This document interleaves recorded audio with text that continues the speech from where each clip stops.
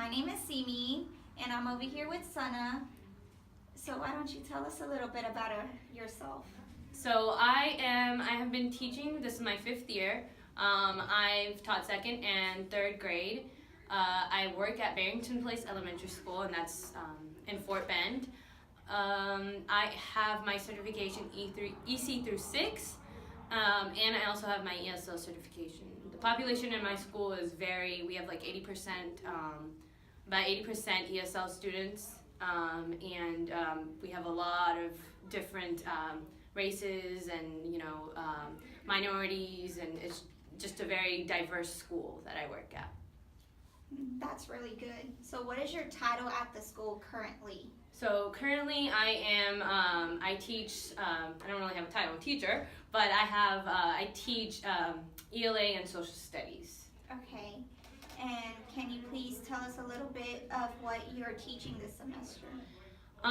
So this semester we're starting off with expository writing, and we're also in social studies, we're learning about like maps and geography. We're also, we've just finished off poetry, and that's, some of the, just a gist of some things that we're learning. Okay, and is your classroom an ESL classroom? It's not like an ESL classroom, it's just a regular classroom, but we have ESL students, and a lot of the students, I have about 15 students in my class that are ESL, and out of the 15 kids, they're very, some of them are intermediate, some of them are beginners, which is like very, very basic, and then we have some that are a lot higher, that are very more natural, like, native English speakers, that they've grown to be better English speakers. So I have, I have a lot of ESL students, but we just provide, instruction in a way that they can understand it and give them the accommodations that they need to support them. Okay, so is there a certain way you differentiate the instructions for them? Well, it depends on their level. Like if it's their reading, then obviously sometimes their reading level can be affected based off of, because they don't speak English that well, their reading level can be affected. So we look at a lot of different factors. Right. So, but for example, if there's a student that doesn't, speak English, sometimes hand gestures will work. And I kind of explain things, using hand gestures. I do that normally, but, using a lot of gestures to kind of explain things, acting things out sometimes kind of helps them, for them to actually get a visual picture. And then I usually, I will have to go to them after I explained it whole group. I kind of have to go to them and, say it again, right, and, kind of break it down for them as well. And when I'm a whole group, I usually tend to, seat them together so I can stay closer to them, so I can kind of monitor their understanding as I'm teaching a whole group. But I try to teach mainly in small group so that I can easily see what they're learning, and I can actually differentiate it to what they can do. Okay. So what is the most challenging part of teaching the ELL students?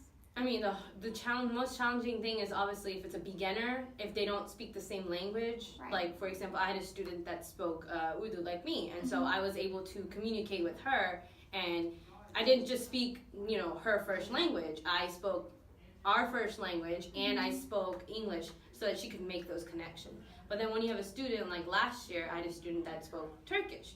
I don't know Turkish, but what I did was I had to really, I had to meet him where he was, and I had to kind of, give him gestures. But I used Google Translate, so that helped, because then he was able to communicate, basic needs that he needed via Google Translate. And so we tried to do the best we can there. Right. And then what is the most rewarding part in your teaching when your ELL students comprehend certain criteria? I mean, obviously when you're trying to teach them a concept that they don't understand, and then they finally get it, then it's just like, oh gosh, I did something good. So it just feels good in general. Like if you are, if you're trying to get them to understand a concept and they finally get it, then it's like, it feels like a weight lifted off your shoulder, because you're like, oh, finally, like they get it. But it doesn't mean you give up and like you're like, oh yeah, they get it, so I can just give up. You got to make sure that you got to follow up and make sure that they're maintaining what they actually learn. Right. And then does your school have any additional programs to support the ESL students? So we do have ESL support teachers, and they will come in or they'll pull out some of the kids and work with those kids on vocabulary. Because the biggest thing about ESL is the vocabulary. They don't have the vocabulary that some of these other kids, these native English speakers, have. So they'll work on vocabulary, like science vocabulary and social studies vocabulary, to help them, grasp the concepts that might be a little bit more difficult. So that helps, and they support us, with the curriculum. So they look at the lesson plans, and then they'll, do games and things that will help them learn. Right.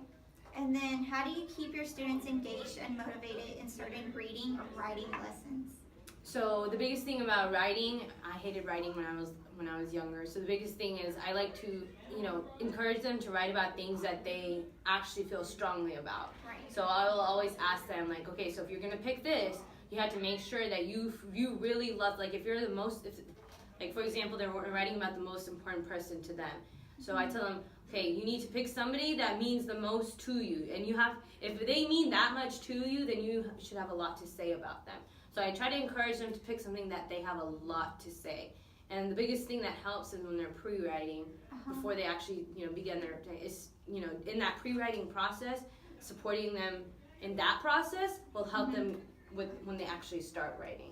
Right. Because then they can get their ideas down on paper and know where to begin, because a lot of times they don't even know where to begin. So that, I think, supports them, and then just kind of giving them more support as we go through the process of writing. And then what about the reading? For reading, I like to find books. So the best thing about reading is you pick books that you really enjoy. So I like to give them books that, that they will enjoy, topics that they really like. I like to let them pick their books, and then I also like to give them books. Even if it might be a little bit difficult, I want them to kind of attempt it. And even though it's challenging, it's something that they want. And so then I try to base the books that I give them on that as well. So if I'm picking between two books, I let them pick, like, two levels, or two books at the same level. I let them pick, okay, which one do you want to read? So giving them that choice kind of helps them grow interest in that and want to read it. Right. And then how effective do you find ESL students and programs beneficial?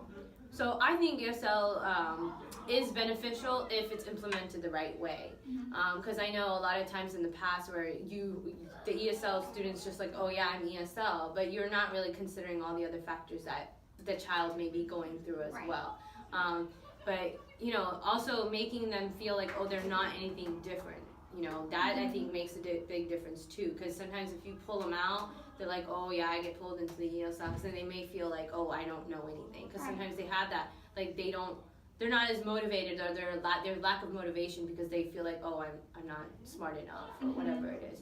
So just making them feel more comfortable in the environment that they are in. And then I think that's pretty effective, because I think it really does help, but it also depends on how the school is implementing the ESL program. Because if it's implemented correctly, then that's with everything, right? If it's implemented correctly, then it works out. But if it's not, then it can kind of be not that great. Okay. But and that is all that I have for you today. That's it? Yes. All right. Thank you. All right. Thank you.